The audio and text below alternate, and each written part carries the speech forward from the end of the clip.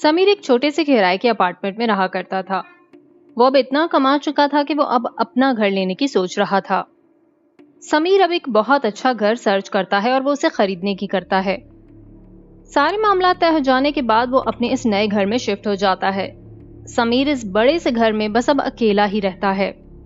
उसे इस घर शिफ्टिंग के साथ कुछ सामान भी रखा मिलता है।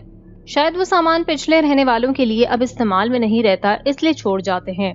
ये पुराना रखा सामान समीर को कुछ खास पसंद नहीं आता। वो सोचता है कि ये सामान उसके घर के हिसाब से बिल्कुल अच्छा नहीं लग रहा, इसलिए वो सामान चेंज करने की सोचता है। वो कुछ वेबसाइट से अपनी बजट और अपनी पसंद का कुछ सामान पसंद करता है। उस सामान में कुछ closet, dining table, bedroom dresser और नाइट स्टैंड जैसी बड़ी बड़ी चीजें होती हैं।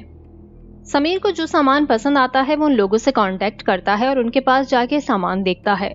एक दिन उसे कुछ सामान पसंद आता है, वो उन लोगों से कांटेक्ट करता है और डील करने चला जाता है। फाइनली वो सामान शिफ्ट करवा के घर ले आता है। अगले रोज समीर ऑफिस से घर आने के बाद सामान सेट करता है और थक के डिनर के बाद सो जाता है। अचानक रात में उसे कुछ आवाजें आने लगती हैं, जैसे कोई नॉक कर रहा हो और हल्के से इधर उधर चल रहा हो। समीर घबरा जाता है कि कोई चोर आया है शायद। उठ के पूरे घर में डरते डरते देखता है तो कोई नहीं मिलता। वापस आकर सो जाता है। फिर वही आवाजें आने लगती हैं। वो फिर उठता है, चेक करता है सब और फिर से आकर सो जाता है। उसके साथ रोज रात 2 से 3 बजे के दरमियान इसी तरह होने लगता है। एक दिन संडे के दिन वो सोचता है कि आज की रात वो नहीं सोएगा और पूरी रात जाग कर वो ये देखेगा कि आखिर मामला क्या है। अब संडे की रात वो जाग रहा होता है और 2 से 3 के दरमियान उसे वही आवाजें आना शुरू होती हैं और इस बार ये आवाजें उसे अपने ही कमरे के क्लोजेट से आती हैं।